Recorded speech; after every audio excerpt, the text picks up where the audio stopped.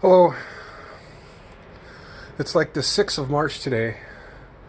We had a blizzard for the last 2 days, and it's finally, the sun is out. Because it's pretty bright outside right now.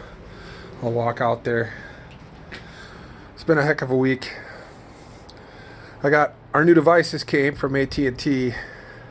And our furnace has been down for like a week, so we've been without heat.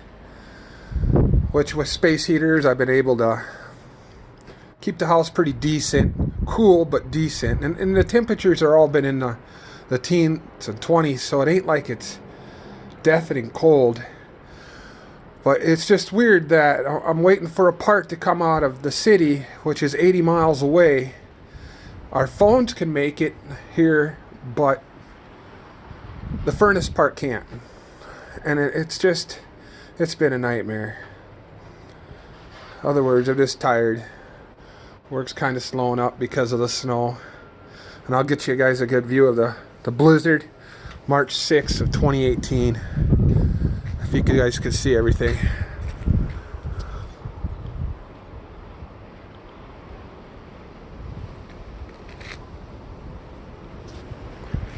So it's been tough. Wish it would go better for me. Hope you all have a good day.